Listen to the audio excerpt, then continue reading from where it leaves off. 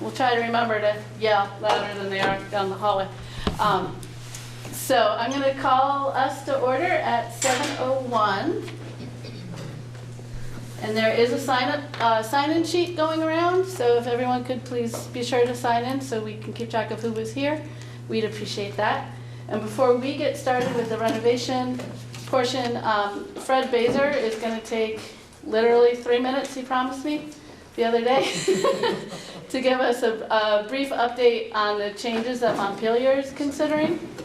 And I'm going to ask that you hold questions regarding what Fred has to say until the end so that we can stay on track for this meeting. All right, so Fred? Okay. Thank you. Literally 2.5 hours ago, Ways and Means voted out a new tax bill, which includes a new formula for funding public education. It's a pretty considerable change, all in all. Is my 3 minutes up already? No, I'll let you know. I'm going to go through the tax bill because the education funding piece ties into it. We're going to go to a federal AGI for taxation rather than taxable state income. In other words, your federal adjusted gross income will be what your income tax is based on moving forward, with a few exceptions.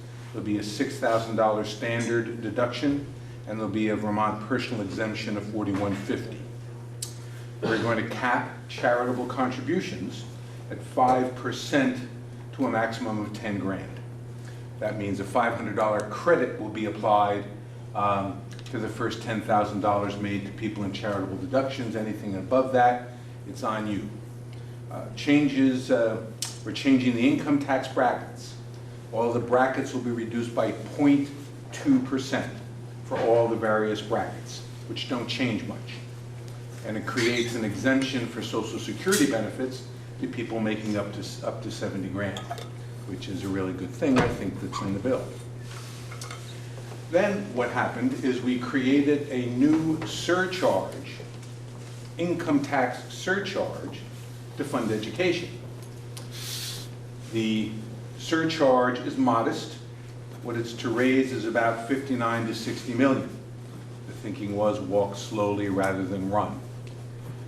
It would be a 0.1% for the first 31,650 for joint, a little bit more for single people, a 0.5% between the mid-30s up to 116, and then 1% on incomes of over $116,000.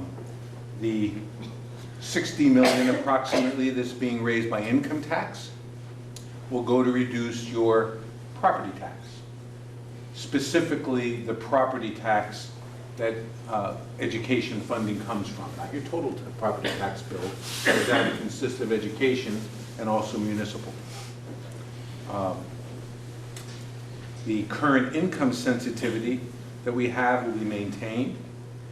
So will a renter rebate that's been in existence for some time, as well as a homeowner rebate for those people that own a home and have incomes of $47,000 or less. That's the changes in a nutshell. Not sexy stuff. And I'm not sure whether this will pass through the Senate and be signed by the governor.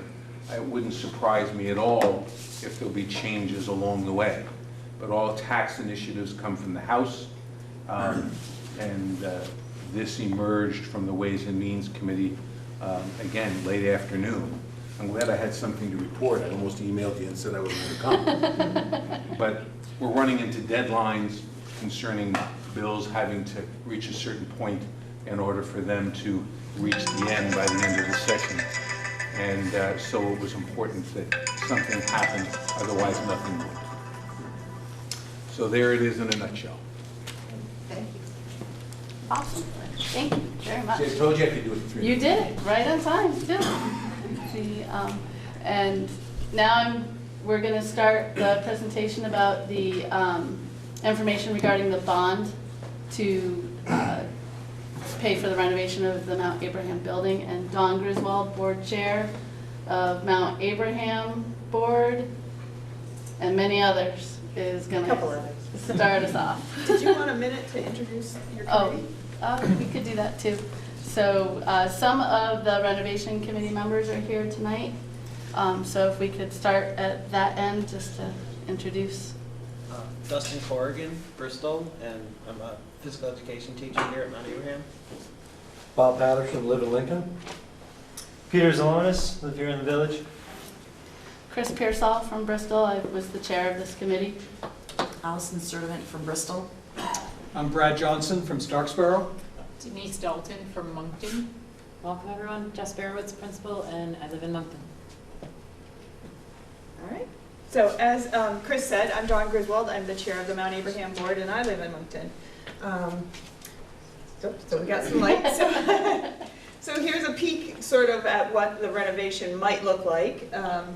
You know, it's just, you know, a picture to give you sort of an idea of what we're talking about here.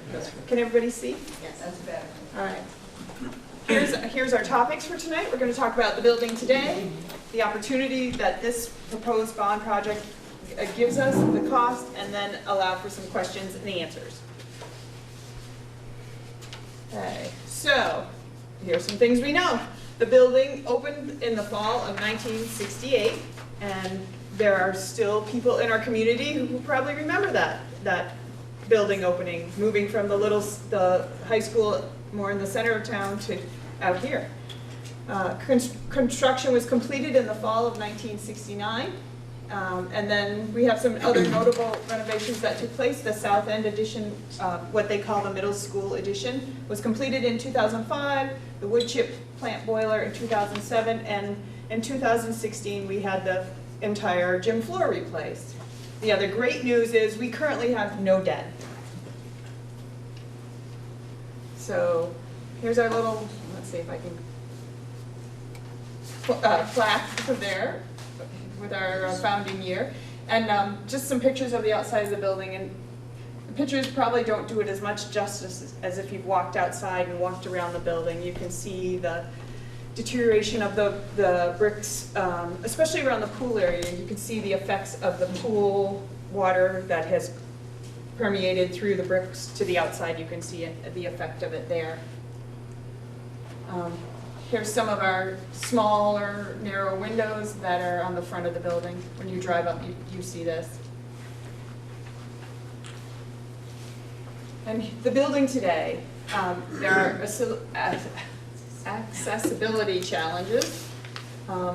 Little daylight due to the lack of windows. There are some, for the lack of windows and the poor daylight, you can really see in the pass-through classrooms. That's a classroom sandwiched between two other classrooms that has no outside wall, no outside light. We have some poor air circulation, plumbing concerns, and security concerns.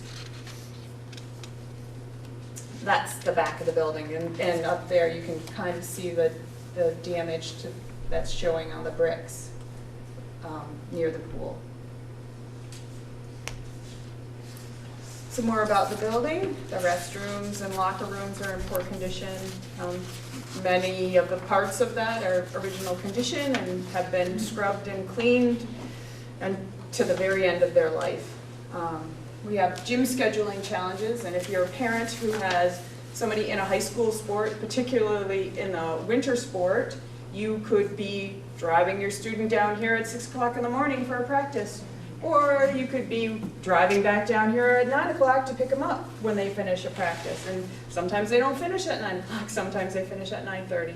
And sometimes, if you're really lucky, you get a practice that ends at 9:30 and you have to be back at 6. So it's just the gym is used all day and for gym classes and then after school for other activities.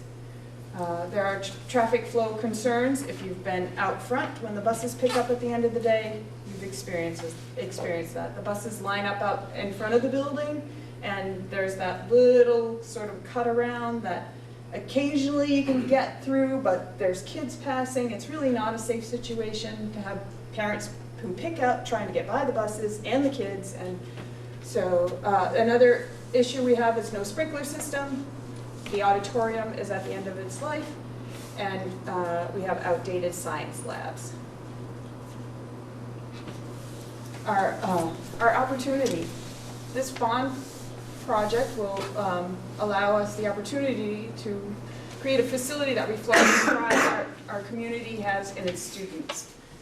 It will reflect the great work happening here at Mount Abe and improve some outcomes for our students, as well as provide a safe and functioning building for the decades to come.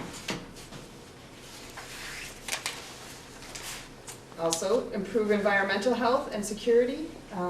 Security we've mentioned and haven't said much about, but if you notice when you come in the main door, there's a small door on the side, and during the school day, the exterior doors are locked, and if you want to get in, you have to buzz yourself in. But once you open that door, you've got free reign. We're relying on you to come to the office and tell us why you're here. And if somebody didn't care to do that or had other intentions, they're in the building at that point and loose in the building. So there's improved energy efficiency in this project, a second gym, and it'll improve what the community thinks. If you hear people, you might hear people driving up for a sporting event who say, kind of looks like a prison, kind of looks like, you know, it's not a friendly looking place. Before they even get in the door to meet us, they've already made a decision. I think it's Your turn. yeah. We decided to mix it up a little bit rather than have just Patrick make the whole presentation as he did last time. But anyway, as I said before, my name is Brad Johnson. I live in Starksboro with my wife and 2 children, one of whom is here in the room, who will be attending Mount Abe as a 9th grader in the fall. The other one still has a few years left to go. But it's a nice segue from the last slide, talking about the community perceptions and the sort of the role of the community and the interplay between the community and the school. I think that the renovation committee has been meeting for the last 8 or 9 months, and one of the main themes, I think, was at least compelling to me, was this interplay between the community and the school, and what the school means for the community and what the community means for the school. I think it goes without saying that that in smaller communities like ours, a school is the natural sort of center of many kinds of activities. So we see this interplay really kind of takes 2 forms. One of which is kind of what's happening tonight, sports activities, other. I'm sure all of us have attended the performances in the auditorium. There are other community events that take place in the school.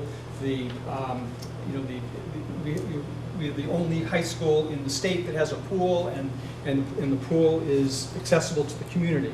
And so the point is that how the school interacts with the school is of, I think, tremendous interest to the community. In fact, some of you may have attended a meeting in early January about community members, and the theme of that meeting was how do we increase sort of community involvement in the direction of interactions among community members, and how does the school play into that? Sort of one of the themes of that meeting in January. The other thing is that, and so that's sort of an example of this sort of school community partnerships as depicted on the slide. But generally, the school is a natural place for the citizens of the 5 towns to come together. But there's also a second, more derivative and maybe less obvious opportunity that's presented by sort of upgrading and renovating and the high school. And that is that we all hear stories about people who are interested in moving to our area, and and they come here and they take a look at the school, but they also might be looking at Heinsberg, they might be looking at Middlebury, they might be looking at Virgins, and frankly, as Don was suggesting in the previous slide, people can make decisions about that and decide not to come here. So I think a derivative benefit of improving Mount Abe and bringing it back up to speed would be increased interest in people moving into the community. This perhaps, and I think has been seen in other areas, both in Vermont and across the country. Creates higher demand for property, and therefore increases property values. Again, houses can be built and sell faster and at higher prices, and of course, if with a larger grant list, you have the tax burden is shared by more taxpayers. So again, this is a sort of has been an important component of the renovation committee over the last few months. I mean, clearly we've been talking about specific renovations, whether to have a new gym, whether to upgrade the auditorium, whether to upgrade the library. But sort of underpinning a lot of these discussions has been this interaction between the schools and the community, which were sort of a driving and very important theme in the committee's deliberations. So with that, I think we move to actual talk about the proposed renovations to the building. All right, so my name's Peter Zalonis. I just want to touch on something Brad said before we get into the actual renovations, because I've got 4 little kids. So doing our part to try to reverse the population trend here in town personally. And when we moved here about 7 years ago, the school was a big part of the decision, and we were very close to not moving here. We had put an offer on a house in Heinsberg because CVU, looks like a much better school than Mount Abe. And the sellers ended up backing out of the deal, and Bristol Village seems like a great place to be.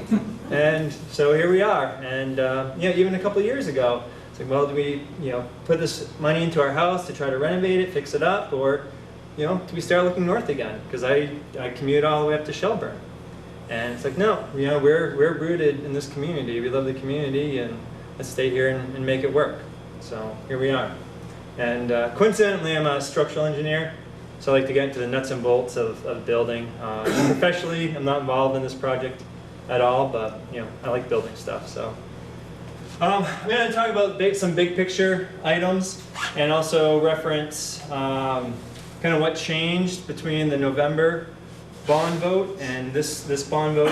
How that money got cut out and what had to be given up. And an important thing to keep in mind is that right now this is all very conceptual. It's based on cartoon plans, and when the project actually moves into the design phase, that's when all the nuts and bolts get, that's when all the details get really figured out. The construction documents will probably be about 200 pages of plans, electrical, HVAC stuff, structural, architectural, design, interior design stuff. And there'll probably be a project manual about that big that lists the specifications for everything. So right now it's it's very conceptual. Things can be subject to change, but programmatically, as far as what's going to happen with the school with the major renovations, everybody feels really good that it's pretty dialed in. So one of the things you see here is in this front entrance. So this is what's referred to as a curtain wall system, where you're taking out all that brick and all those fins and putting in these panelized systems and all this new glass. Now, one of the things that had to happen, so the architect Doran Whittier, just to back up for a second, when we had to go back to them and come up with, well, what can we do for $29.5 million instead of the $36 million? They presented that information kind of in a bullet form and a memo form. We didn't have the time to redo the plans. So I've marked up the plans. I'm going to kind of touch on some of this stuff here. But like some of these renderings and everything are based on the old things. So I'm going to kind of try to explain some of the things that have changed. So this is what's referred to as that curtain wall system. We're just letting in a bunch more light. That budget, that curtain wall budget, had to be cut by about half. So, what you see in this picture might not be what we get. And same thing. One of the things I'll talk about is the gym back in here. So this, block steel structure with these clear story windows. That's not really in the picture anymore either, because we had to cut a couple $1 million out of that gym budget. So, with redoing the gym, one of the things that they were able to do was eliminate that lot. There was a separate lobby back here. So the whole new gym got shifted down. That separate entrance lobby got eliminated to reduce square footage. Square footage is construction costs. And then, so the gym is being thought of as more like a practice gym, or kind of field house type structure. And so that allowed the elimination of the loop road going around. But what is proposed for the site is to do the separate bus loop here, and then like a parent drop-off loop here. So they're still separating the 2 lanes of traffic between the buses and the cars. That was the big change for kind of the site plan stuff, eliminating the loop road. Was able to eliminate a lot of money out of the budget. So again, the gym, has shifted. This little lobby area has been eliminated, and now is what's being proposed for the gym is what's called like a pre-engineered metal building or pre-engineered steel building. Pretty basic. If you think of something like Dollar General down in Virgins, just a basic steel building. The bleachers. The size of the bleachers, the amount of bleachers have been reduced a little bit, but the overall size of the gym will be the same. The terraces got eliminated, the cafeteria terraces. So to talk about kind of what the main renovation things are, so the lobby and front entrance will be getting, that'll all be redone. When you go online to get this presentation afterwards, there's a bunch of notes on here. It says what everything is. There's a bunch of, you can't see it on here, but there's all these green dashed lines everywhere, and that's the curtain wall system. And again, that was all part of the original budget, but that's going to be reduced by about half. But still a new lobby renovation. Make that a lot more welcoming. The library, media center, all gets moved up to the front. One of the big items that got cut out has to do with the auditorium. I think there's still money in there for new seating, but at one point there was this whole retractable wall and retractable seating, so those got eliminated. The light and sound package, that's eliminated from the budget right now. The music room renovations, which involves, because right now it's a tiered system, so it's a really big accessibility problem for students. So this is a pretty big chunk here to get it all leveled out, and the second floor of this gets knocked out, so it's all more of like a clear story to be able to raise the whole platform up. One of the other things that was eliminated from the budget would be the finishes for the 2004 edition. So carpet and new paint. That was part of the original budget, so that's no longer in there. But there's still some reconfiguration of classrooms. In here, new elevator. That meets code. Current one doesn't meet accessibility code. So there's new elevator going in. One of the things you see, if you take a close-up look at this plan, is there's a bunch of green lines in here, and that's referred to as borrowed lights. So to help with the indoor lighting. So some of that, that budget got reduced by half. So we'll just have to be more choosy with where those borrowed lights go. to kind of share light from one space to the other. So for example, here are some between the hallways and the pool. Are those going to be there anymore? I don't know. That's part of the design phase, but it's part of the renovations. The shops getting moved from upstairs to the downstairs, which was a pretty big deal to have more accessible shop space for the building trade programs and shop programs. Let's see, what else? Am I missing anything for the first floor? Library shifted to the front Yeah, library. to allow, because the wood shop is on the first floor currently in the front, and the metal shop is on the second floor above it. So in order to get all of tech ed in a space that would work for them, it made more sense that a program like that belongs at the back of the building to allow for the delivery of supplies and finished projects and stuff right now. And the library needed to be renovated anyway, so it made more sense to swap those two in order to give tech ed the space it deserves, and bring the library to the front. Thank you, Chris. New renovation of the existing lockers, which if anybody's been in there for open swim or anything knows they're pretty gross. New lockers back here to be directly accessible to the pool, so you don't have to walk through the hallways in your bathing suit and dripping towels.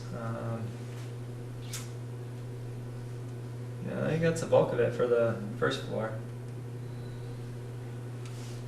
Second floor, this is where everybody's favorite tandem classrooms are. So eliminating the tandem classrooms, putting in new halls and new classrooms in there.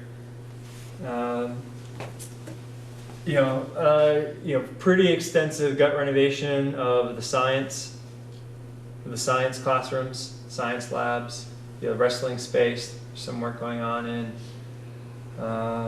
Some reconfiguration of classrooms, more classroom space. So as far as, programmatically, as far as, how the school's going to change, those are kind of the, I think I touched on all the big items. Kind of a lot of the stuff you don't see, I can go through, what Engelberth was, was hired, I think by the architect as for pre-construction services to estimate a lot of the stuff based on these two plans. So, they put out kind of by what's called division, construction divisions, what the different assumptions are, for that budget. New countertops and cabinetry in the classrooms, the science classrooms. New wood surround in the auditorium for the proscenium. Spruce that up, update that. Replace a lot of the glazing, a lot of the windows. I think there 10 says here there's 10 locations that have the window seals have failed, the windows have failed, so replacing existing windows. Obviously, anything that gets touched, have new finishes applied.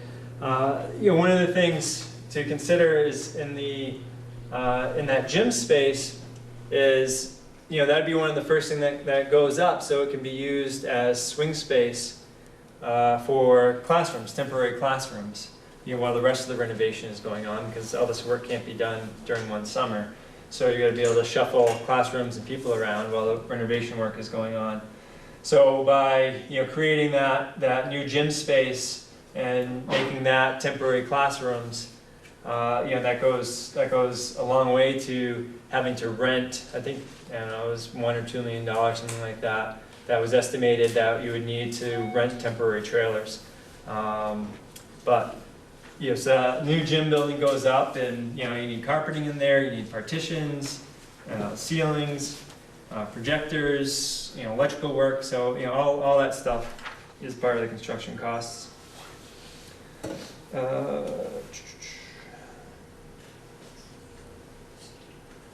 Obviously, new toilets and sinks and all that kind of good stuff.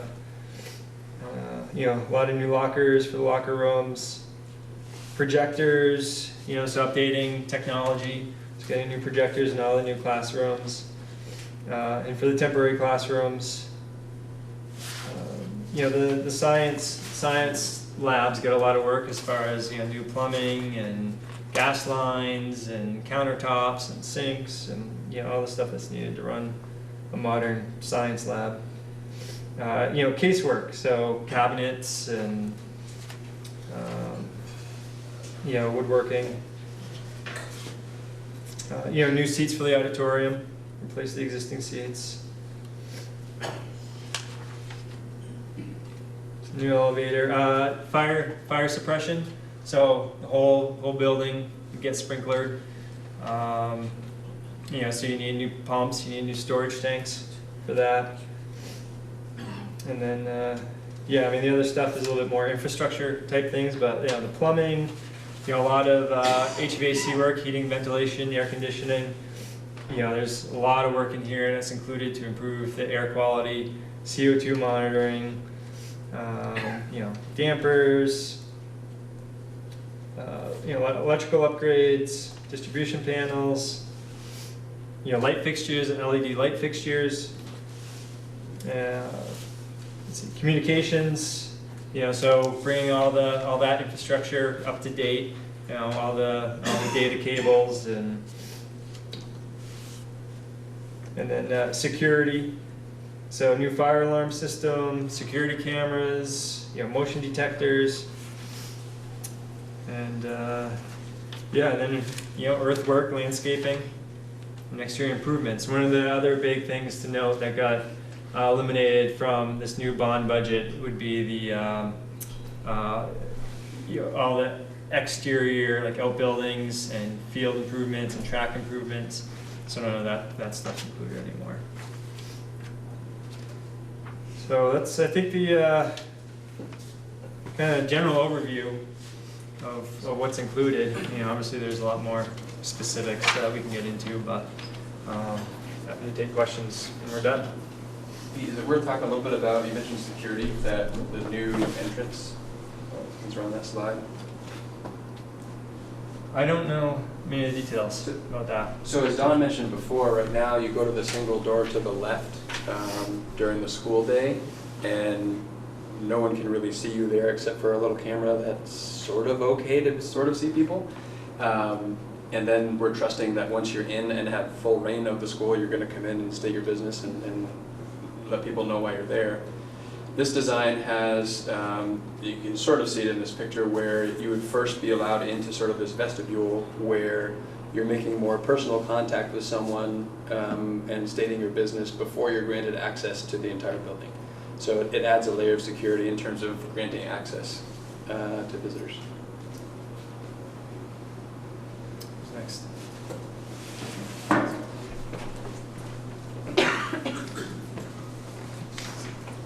So I'm Allison Sturdivant. I'm from Bristol, and I have 3 kids in the Bristol school system, 2 here at Mount Abe, 1 in the high school, 1 in the middle school, and then a 2nd grader at VES. These are just more pictures, renderings from the November 2017 bond, just to give you an idea of some thoughts. So I'm going to talk about the cost. The goal of this project is, and the vision, is to renovate our school so that the students and the staff have a 21st century learning environment, so that we can educate our kids, improve outcomes for our kids, and as well as celebrate our community, expand opportunities for people in our community, say thank you to the community for its faith in us, and celebrate all of the wonderful things that we do here in the building. Educationally, we talked about plays, musicals, concerts, the Pops concert, sporting events inside and outside, and just being able to say we take a lot of pride in our building. So the project cost and bond is 2018. We're voting on Tuesday, March 6th, is $29,500,000. So what changed from November 2017 to now. So we had our original work, the original vote in November 2014. The first voted down bond was 32 million at a property tax per 100,000 assessed value at 153.39. The most recent vote, the cost of the project was $36,664,349, but the bond that we put forward was $35 million because we had already built into the school budget 1.6 million, either in anticipation of a bond passing, or if a bond not passing, we needed to do work.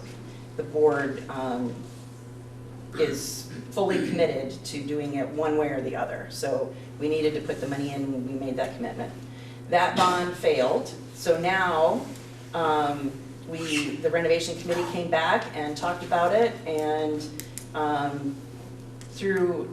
discussed some numbers and gave a couple options to Dorr and Whittier. One option was 25 million, just a straight cost, and they said you would start losing program functionality if you did that. 29,500,000, we could do all of the priorities that the community, the staff, the students have mentioned over and over and over again as we've done these surveys and looking into what we want to do. We didn't want to start hacking programs off. We wanted to maintain the integrity of what everyone was telling us they wanted at a cost that taxpayers could support. So we cut from the project cost itself, $5.1 million, give or take, and then because project costs were cut, you're able to reduce the amount that the soft costs that are the fees and all those kinds of things. You're able to reduce that as well. So the total reduction in cost from 36 million to 29.5 is almost 20%. And then the reduction in the bond cost is almost 16%. And the November bond 2017, it was $87.10 per 100,000. And this go around at $68.40 per 100,000 of that assessed value, which is a drop of $18.70, which is even more than the drop from here. It's almost completely, this 2018 bond is almost half of the 2014 in terms of cost to the property tax. Pete talked about it a little bit about what got cut. So the bond from November was 35 million. The actual project cost was $36,664,349. So we reduced the gym cost by $2 million. We reduced the theater and auditorium improvements, new lighting, sound systems, the retractable wall and back retractable seating, took off about $1 million. Reduced various upgrades throughout the building, the fit and finish on the middle school wing, various things, about $830,000.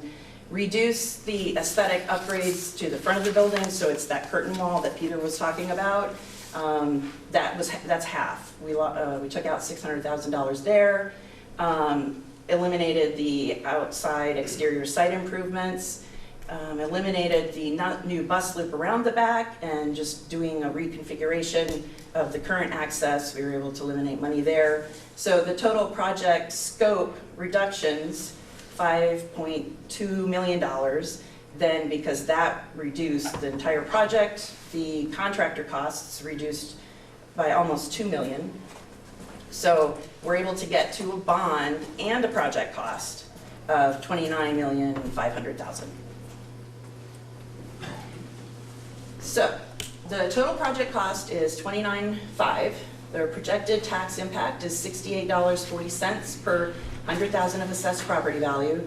Since we've gone down from 35 to 29.5, this is now a 55% reduction in projected tax impact from the 2014 bond, which was $153.39 per 100,000. That is because of now, with the reduction in the price, 50% of the projected bond payment is already contained in our school district budget. And renovating now will reduce emergency repair costs, such as last year's gym floor. That was a huge eye-opener in terms of, we know it's there, and it's starting to rear its ugly head. So, what does this all mean? In today's dollars, the 2014 bond would be almost 38 million, if not more, and that's just based on construction cost escalation of 4 to 5% per year. So if this bond doesn't pass, each year we're going to continue construction cost escalation to the amount of 4 to 5% each year, and interest rates, where it's a 30-year bond, interest rates are rising.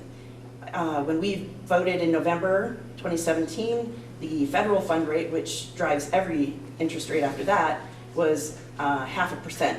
Now it's 1.5%. So in just the space from November to now, it's gone up 1%.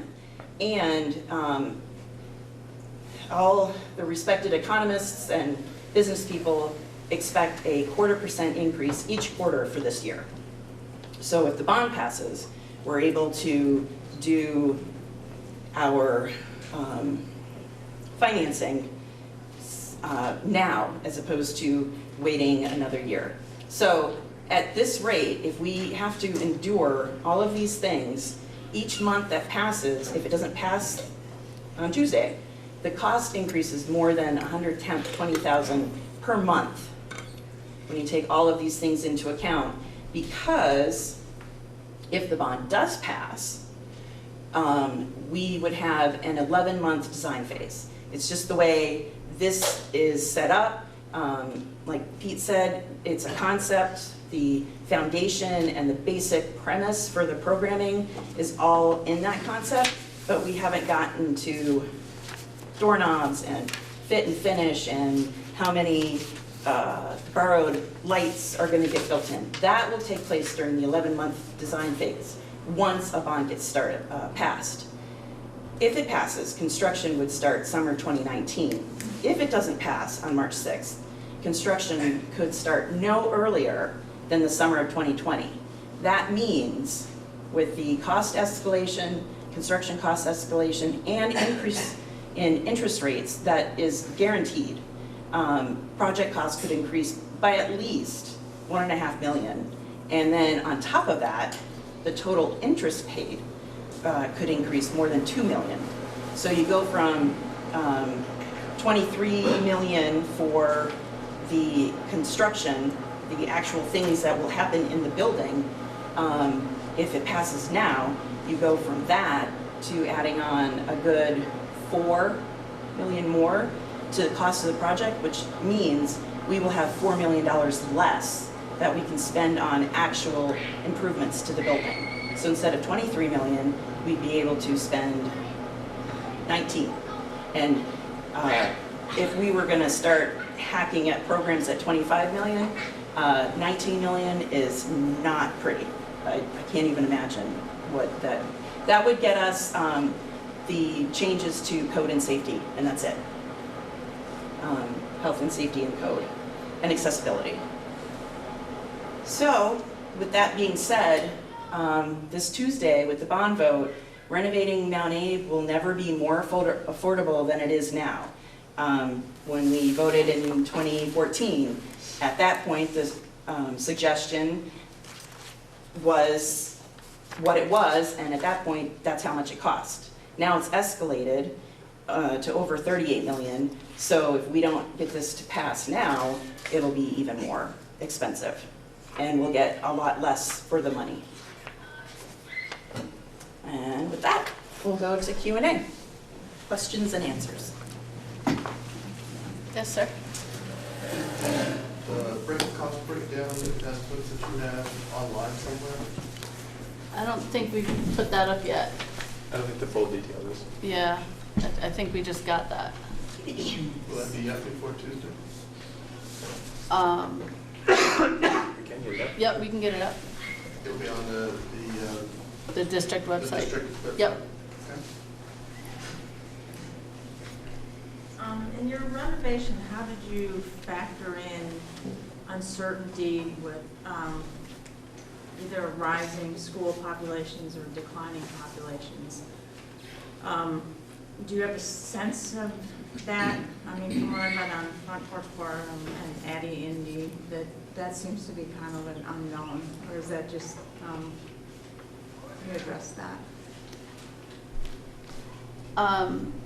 In the current district report, there's a table that shows all the students enrolled in the district from kindergarten through now. I believe it's our 9th grade class. Yes, it's the smallest. Is the smallest at 74 students that are already in Mount Abe. It's the current kindergarten and first grade classes that are at 97 and 98 students. Between then and there, if you look at 12th to 11th to 10th to 9th, with those exceptions, they all stay within the same range. So, For decades beyond. I mean, this is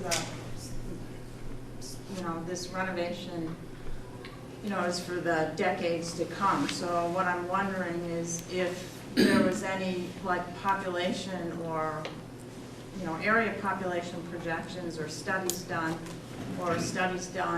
to project what school populations would be 20, 30, 40 years down the road based on, many different factors. And I would say to that, we have the capacity to accommodate an increase in our student population. It has been going from the time the first class entered in the fall of 1968, it's across the state, student population has been going down. So we do have the capacity to accommodate any increase beyond what we're even projecting for kindergarten and first grade. So there's no, we won't have to add. I think that might be what you're asking. Well, add or shrink. I mean, either way. Well, and we're anticipating pretty much a leveling off with some dips and dips, but it's projected to level off for quite a few years out. I think there's a number of variables really that go into how many students will be educated in this building. Right now we're thinking of it as a 7-12 building because that's what it is and that's what it's been for a long time. It's hard to know 10 years from now, will it still be a 7-12 building? If there's some crazy population boom, maybe it's a 9-12 building.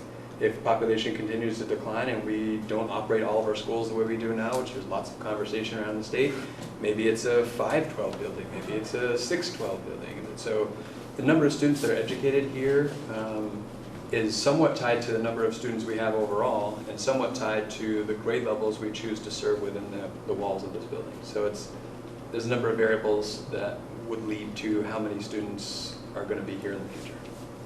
And I think another consideration also is that the concept doesn't include any increase in the number of classrooms.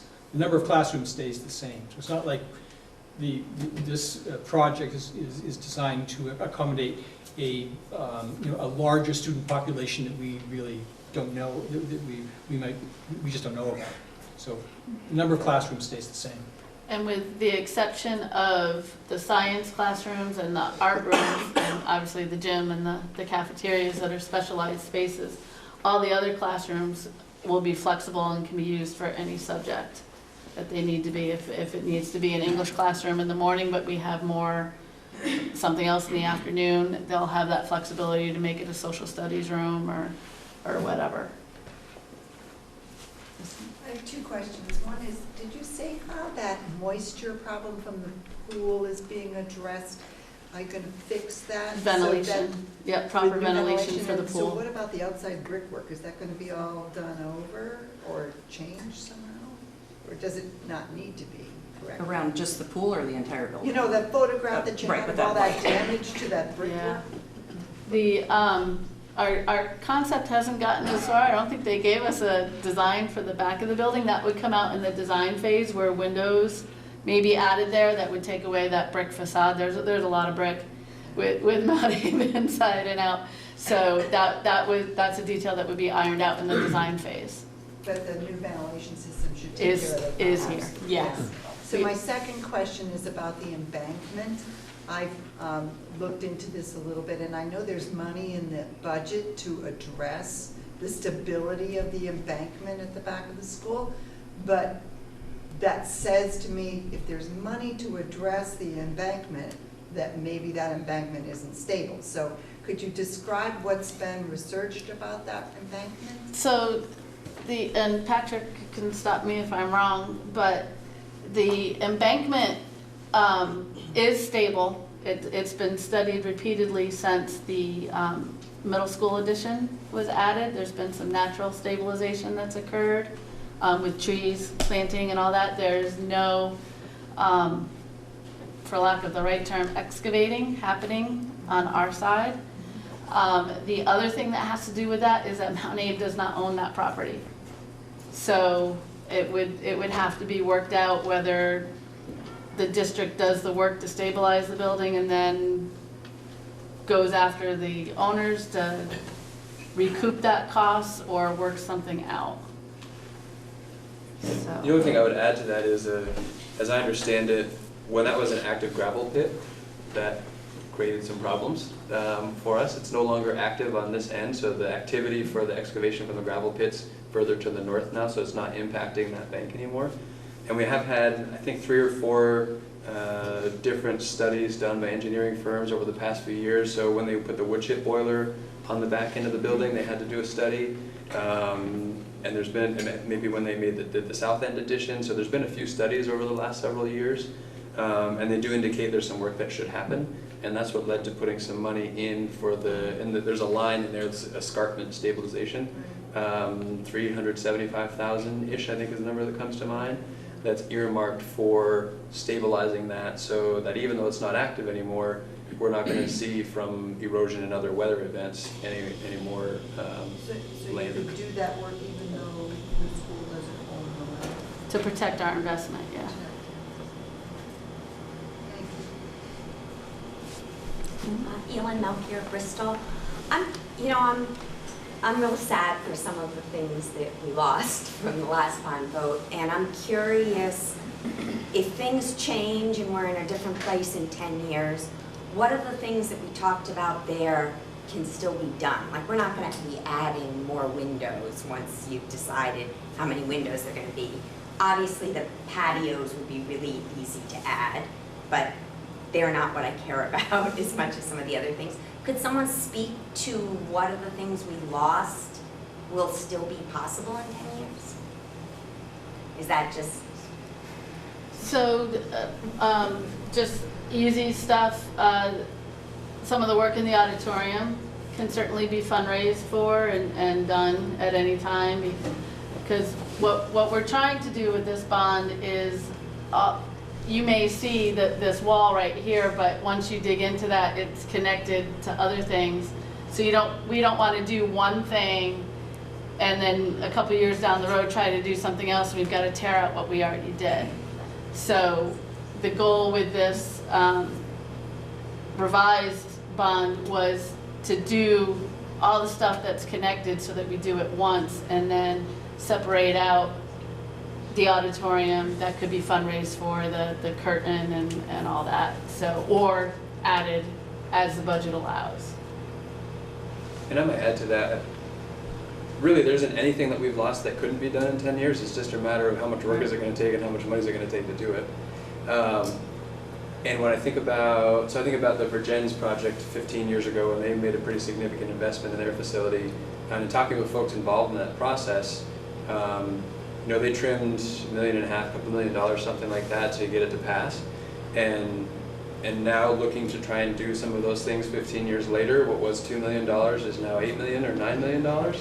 And so to me, that's where it gets to be more complicated. And that's, I think, there's some hindsight on the folks that were involved in that. Boy, if only we had done it for $2 million 15 years ago, that would have been a much better investment than $8 million now.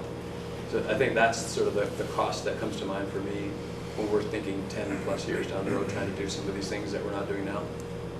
And they have a bond in March too, I believe. They're putting one up to do what they did, what they had to cut the first time around. So it's gonna cost them even more money to do it now. Yes, sir? Oh, you guys wanna rock, paper, scissors, or? I think I know the answer to this, but I wasn't clear from the way Peter was describing it. Is the music room raising still in the budget? Yeah. Okay. That's an accessibility Right. issue. Yes, sir.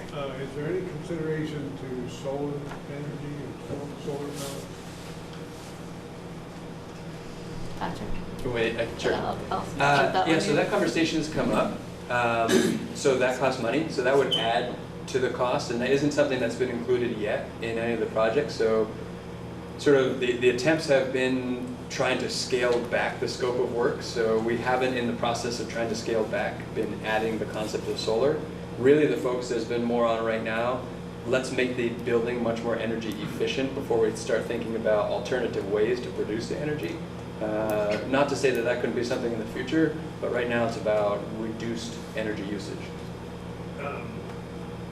Isn't it a wash, the amount of money less you pay for energy, fund the solar panels? So some of our schools do use solar, and we're not finding it to really save lots of money. Certainly it's a great thing in terms of carbon footprint, but from an economic standpoint, it's pretty close to a wash, has been our experience, with the much smaller scale operations we have going right now in a couple of different schools. In part because we don't get any tax benefits as a school. So a lot of the homeowner solar with 30% tax breaks, we don't experience. So for us to purchase solar ourselves and put them on, it's 30% more than if a homeowner did it. So right away you start not having the same economic benefit. And so we work with folks that are looking to sort of off-put their power from solar arrays that they have elsewhere. People approach us half a dozen times a year saying, hey, do you want to be an off-taker of some of the solar power that we're producing? And as we investigate, it's a good thing environmentally and we want to support that, but in some cases it actually costs us more money than what we're paying now. So for us right now, focusing on reduced energy usage actually seems like probably the better long-run idea for carbon footprint purposes, and we can explore alternative energies down the road still. Anne? One of the problems that I'm having just with looking at the numbers that you folks have put up tonight and sort of in the whole conversation that's happened around the changes in the bond over the years, and is just that nobody has mentioned that we've moved from a 20-year bond to a 30-year bond, right? And that's a huge amount of interest. So you're now asking taxpayers, yes, it looks like it's going to be less per 100,000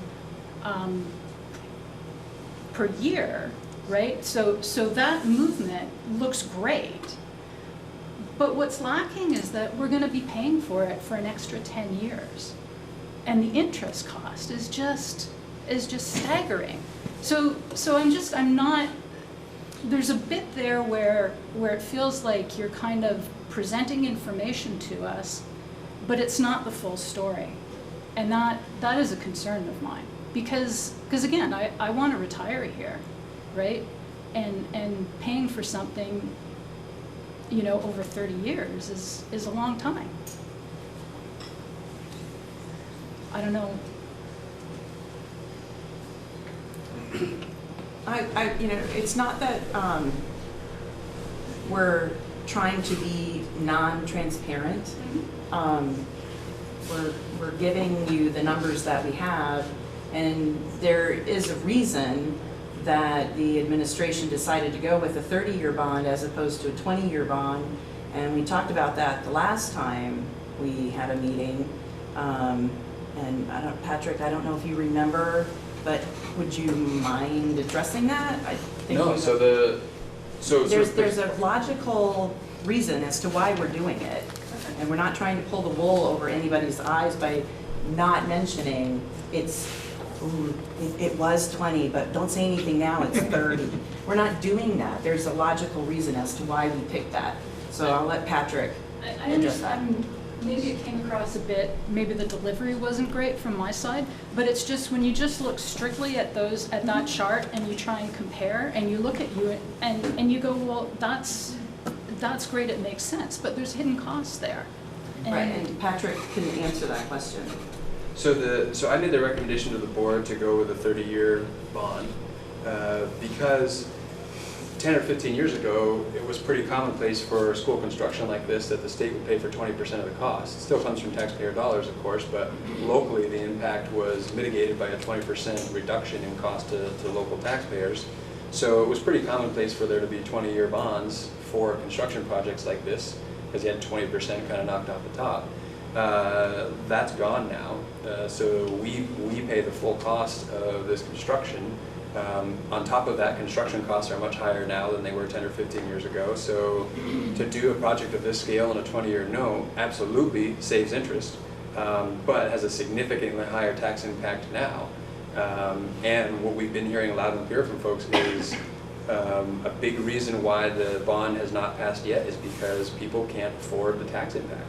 And so as we're looking to mitigate tax impact, both by reducing the scope of the project, while trying to get all the priorities that have remained consistent for 4 or 5 years done, and one way to do that is reducing the scope of the work. Another way to do that is to stretch out the length of the term.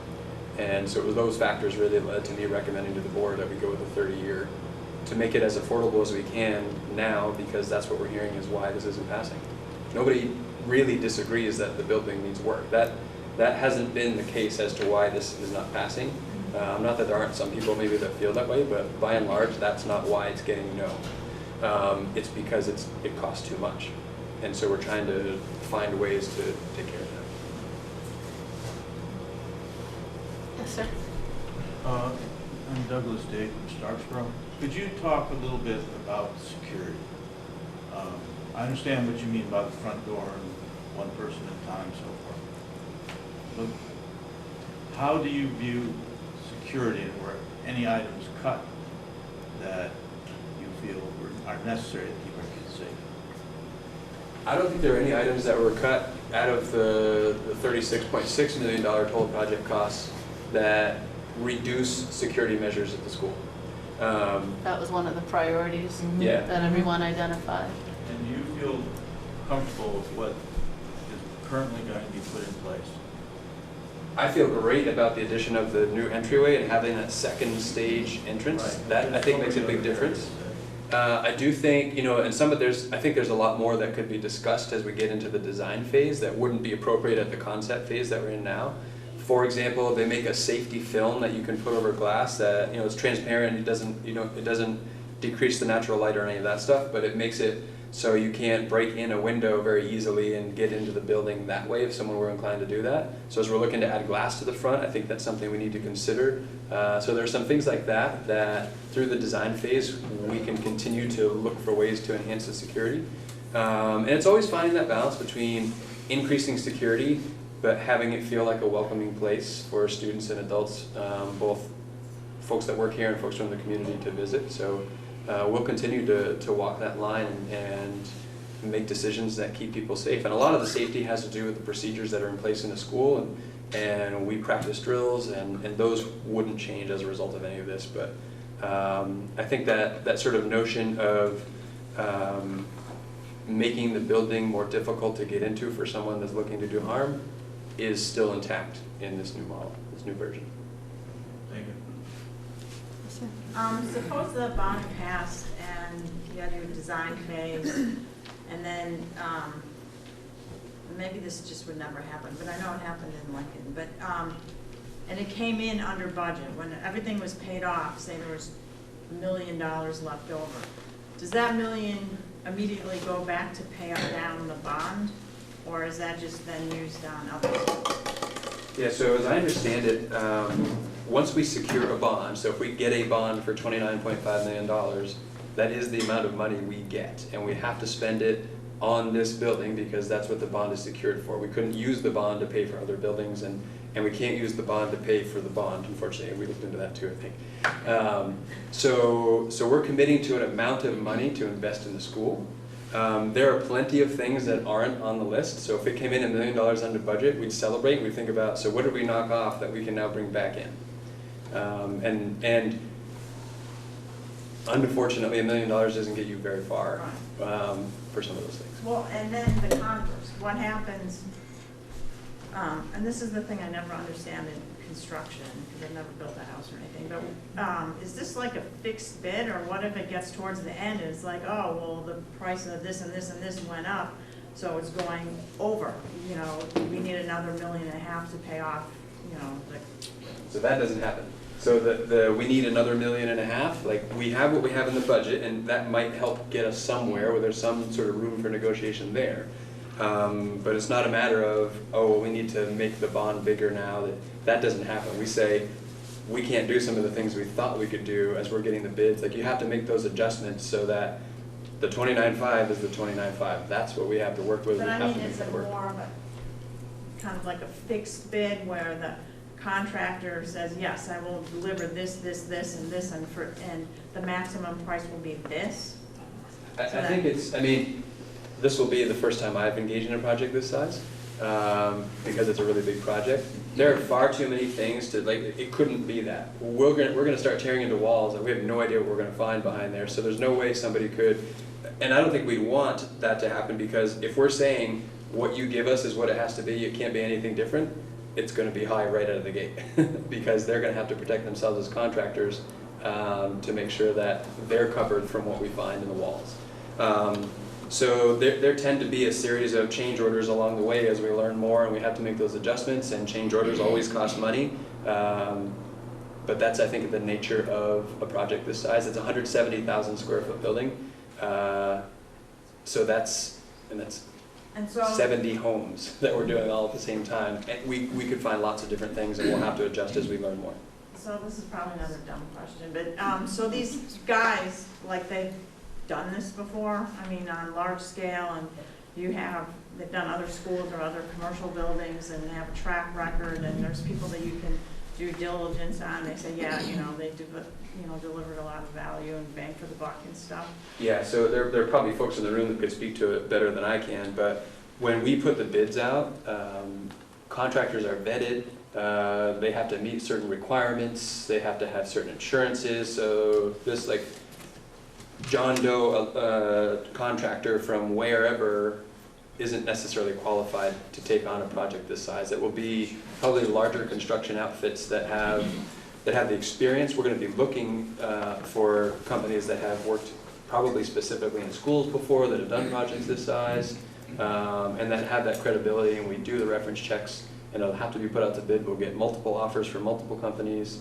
It's a fairly extensive process. We then have we would pay for a clerk of the work, so we have somebody who's familiar with the construction industry, employed by us, working on our behalf, making sure that things are happening in our best interests. It's pretty extensive oversight of the project on many, many scales. And I don't allow any others who do this work for a living to speak to that. I see one with his hand up in the back. I just wanted to add one more thing, that you'll notice in the project breakdown that there's a large amount of money set aside as a contingency fund, so that we do give ourselves a cushion, that if we do open a wall and discover something that was unexpected, that is reserved, and that kind of allows us to cushion and make sure that we hit that target and get really the priorities met. And that's probably where any coming in under budget would happen, because we have to assume we're going to find some things that are unpleasant and cost more than we thought.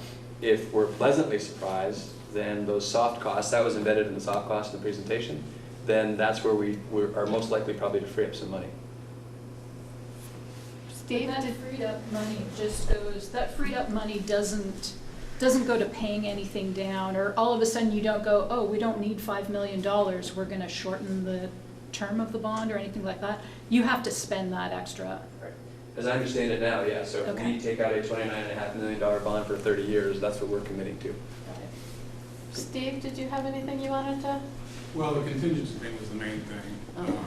The second thing is that the process is going to be that the design firm is going to do a new set of, a more detailed set of drawings after the bond is voted in, and then they'll be getting another estimate. And that estimate will be based on better information. That may happen more than once.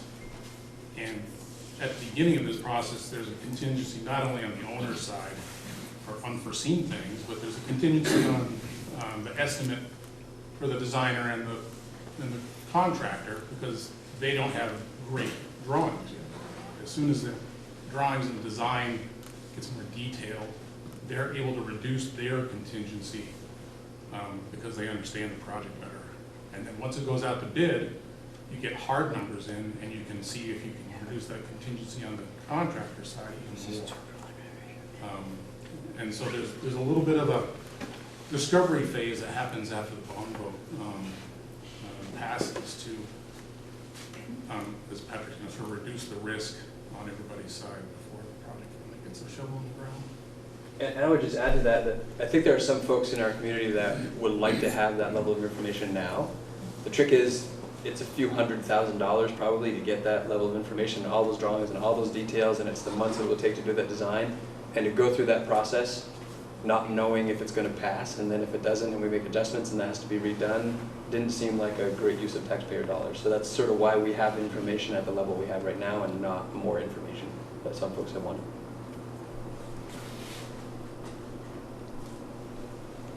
I would add to that that there are some interesting opportunities as you look at fit and finish, because talking about what gets changed at the end. You know, it's when you fix up a house, you don't get the premium stove if you've had to do a bunch of new plumbing. Fit and finish, but also technology. So that's where I do a lot of that ATM, and the opportunities there. By not committing to a technology budget right up front, it'll be as part of the bid, obviously. That's a moving target. Technology is constantly changing. There's some fantastic opportunities where you could actually bring the technology up higher to what the students really need, and some great opportunities for teaching and learning, and some great opportunities to embed technology into the project.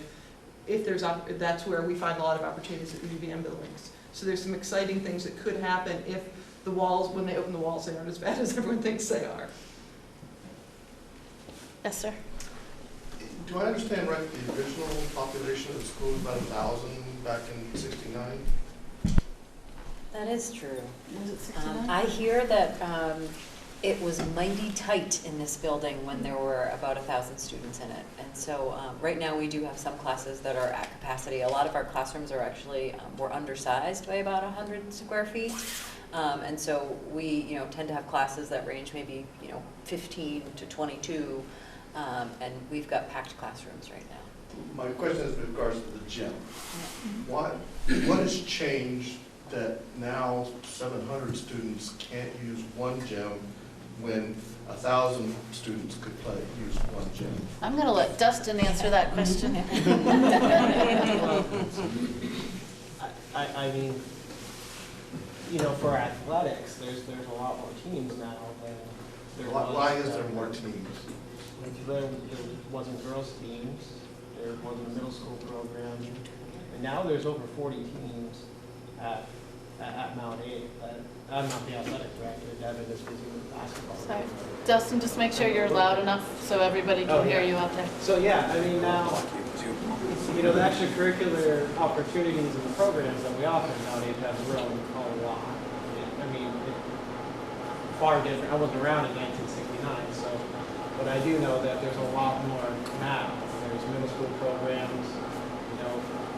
In '69 there wasn't girls programs, and then in sport, I coached the varsity girls soccer team here. I think the program began as a club program in like 1982, and I can't remember the exact year off the top of my head. They started playing as a VPA sponsored in the VPA tournament, but as programs began, they began with one varsity team that was probably 4 grade levels together, and no middle school program, and now there's a varsity team and a JV team and an 8th grade team and a 7th grade team. Whereas in 1969 there wasn't any team at all for soccer. So, and just extrapolate that out to, all the sports programs that are offered now. There's great learning opportunities for kids, in sports and extracurriculars after schools. And those programs have really, really grown. And just during the school day, I mean, I don't know much about what the physical education program looked like in 1969, but I mean, today, now, every block of the day, we have between 2 and 3, we even have one class block where there's 4 PE classes happening simultaneously. We actually have a couple classes that meet at Bristol Fitness and use their space, which helps us with the space issue, but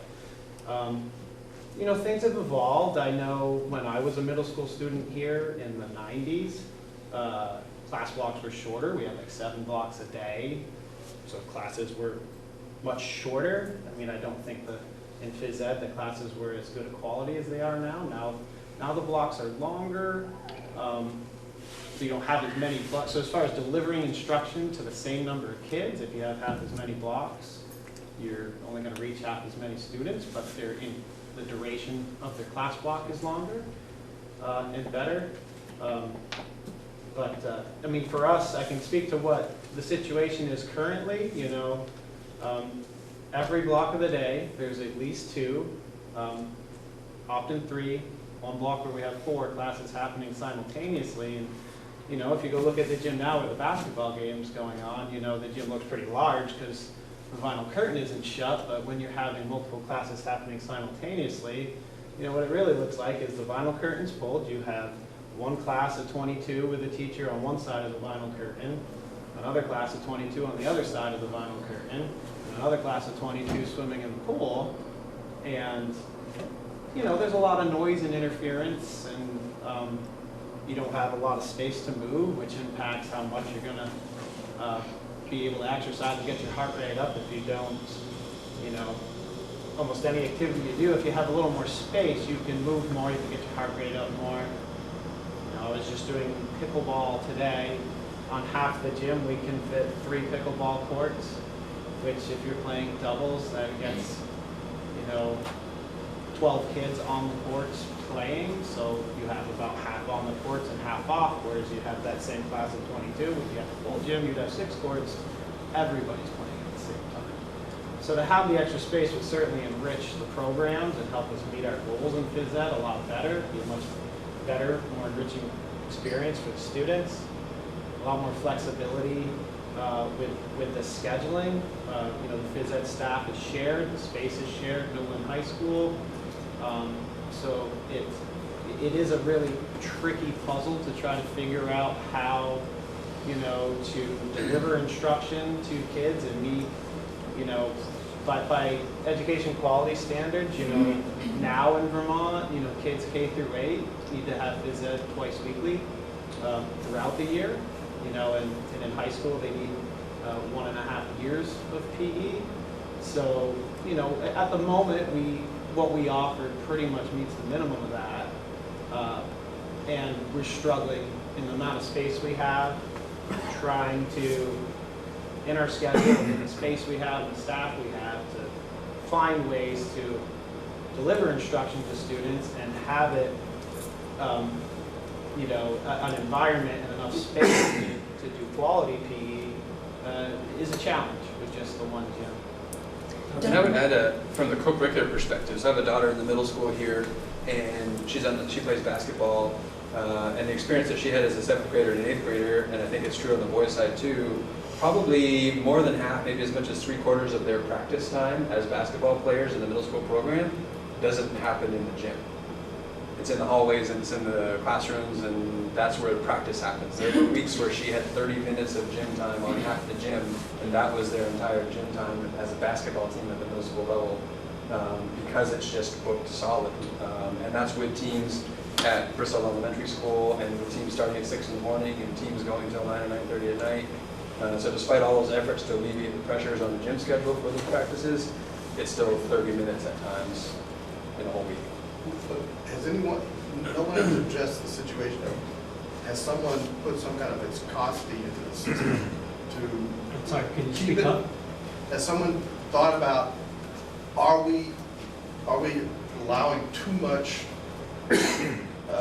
activity going on? I mean, if you keep ballooning the athletic programs, eventually it will always expand to fill whatever space you have. And the question is, has it really, I mean, do we really need all of 40 teams to be in this space? So Devin could actually talk to how it's not just sports teams. The gym drives the master schedule during the day for all of the other academic stuff that happens. All of the other courses can't be placed until the gym and the programming that happens in there during the school day gets decided, and then all of the other academic programs get placed in terms of timing and schedule. So it's not just co-curricular basketball teams, baseball teams not being able to get out in spring because it's mud season. It's a lot more of the academic programming.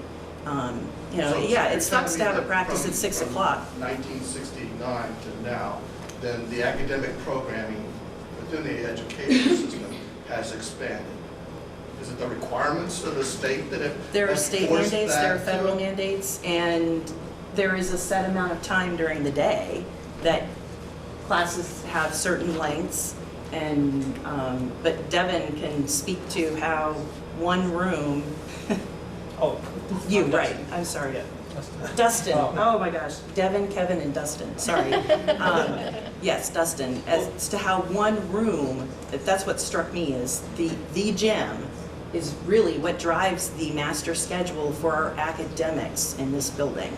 And another gym, doesn't have to be fancy like that, but another gym, another space where we can Yeah, spaces relieve like, the pressure. the gym and the cafeteria is another one. Mhm. When you're trying to, you know, put together a schedule, Jess could speak to this as well.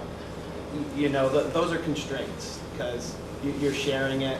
You've got, you know, for the cafeteria, you're trying to figure out when can you put 2 middle school lunch blocks, when can you put 2 high school lunch blocks, and then you've got to sort of work the schedule around from that. And the same, you know, for when PE's happening, you have to, you know, while the kids are in their core area for instruction, you know, you can't deliver PE to them at that time.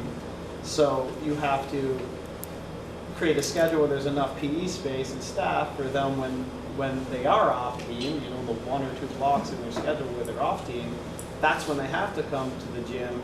Then you also have to then, the 9th grade teams and then the 10th, 11th, and 12th graders, get it all to work so that you're maximizing the use of the space in the gym.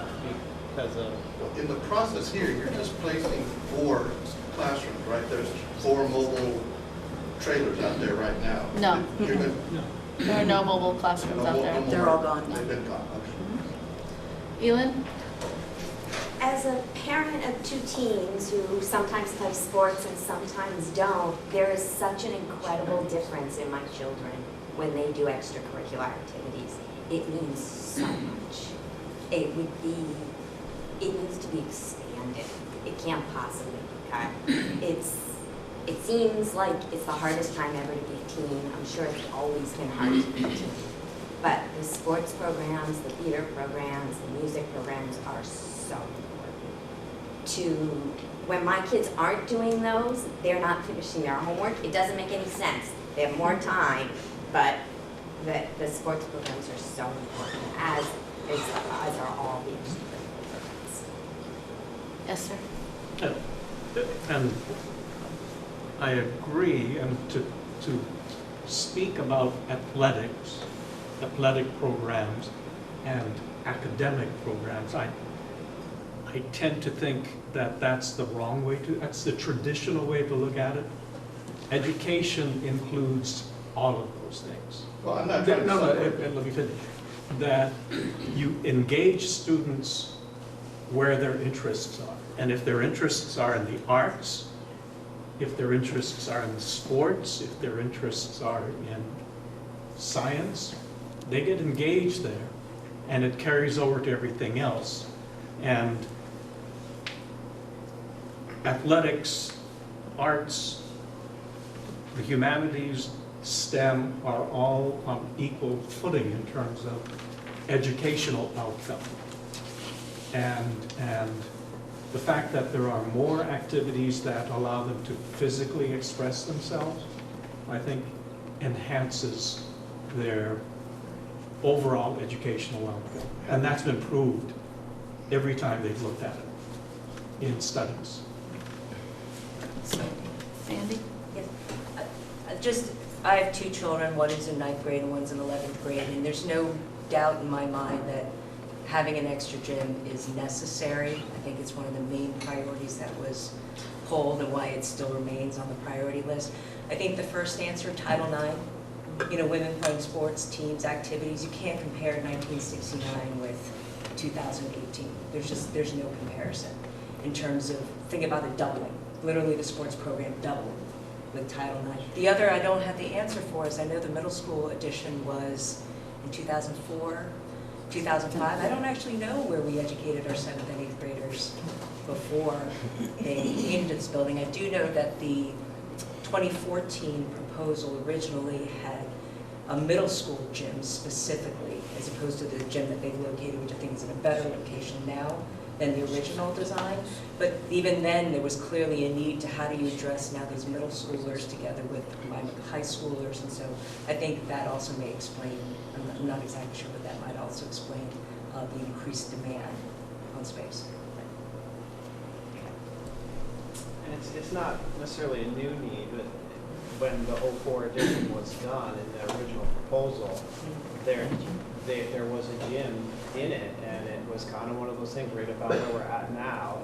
They didn't think it was going to pass. They needed to knock millions off it, and the one item that could be easily pulled out was the gym, so they pulled it out and went ahead with the project, got the space they needed, because at the time there was a spike of enrollment. We had about 3 years where we had these really large classes coming through, and we needed the space to get through, and that was the main priority, but we've kind of been regretting ever since not doing that then. Well, it was one of the big things in the Virginia Revolution. They went through struggles with their one gym, and I went to school there. And the new gym has freed up their schedule. It's given them flex space when one gym goes down. They still have the other space to do their activities in. I'm not sure there's another combined middle high school in the area that doesn't have a separate space for physical activities. Probably won't find one. And the other thing with the gym is they've smartly put it in an area where it could be on the weekend be used by community groups and community could be given access to it to use without giving them access to the entire building. You could just lock a couple double doors and give them access to that portion.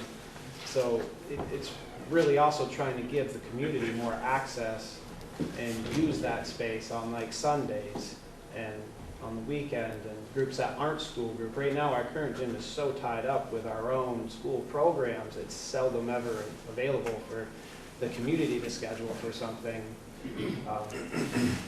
That's outside of the school day. During the school day, people contact me to schedule it, and I get so many requests from teachers that want to do this, want to do that, we don't really have. The gym is so tied up with our own phys ed programming during the day.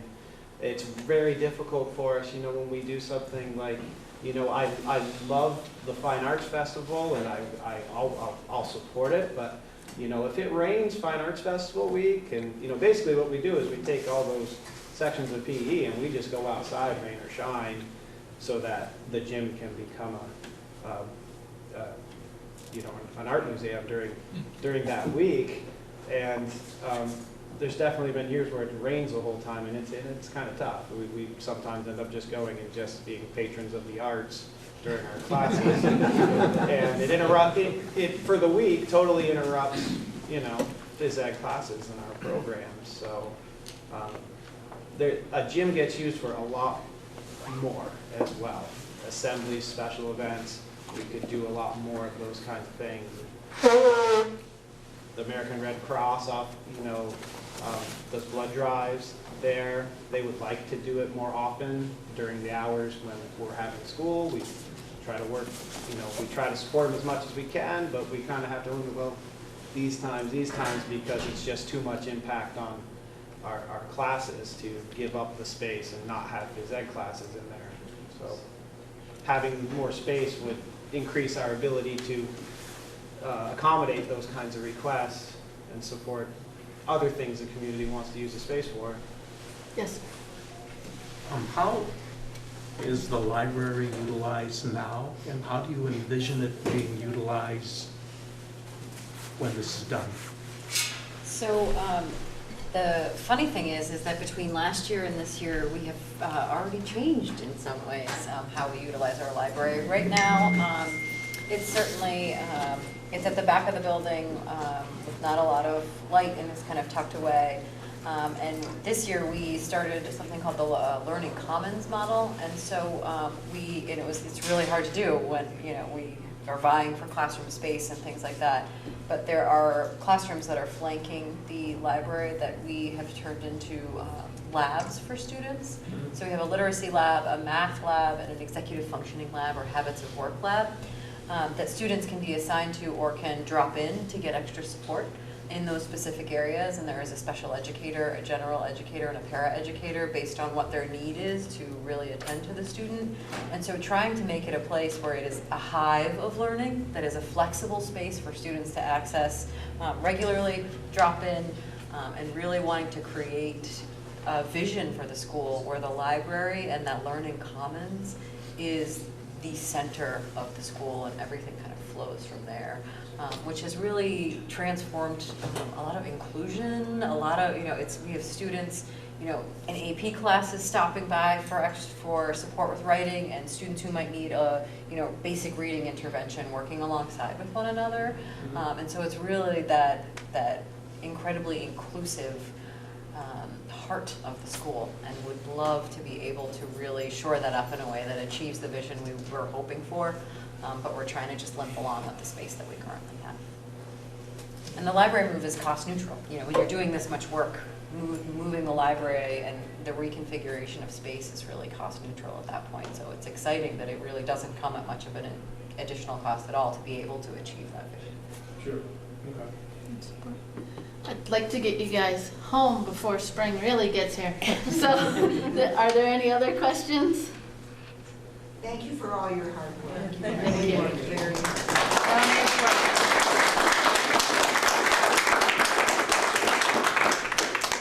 Thank you for coming. Yes, thank you all for coming out tonight and all the great questions.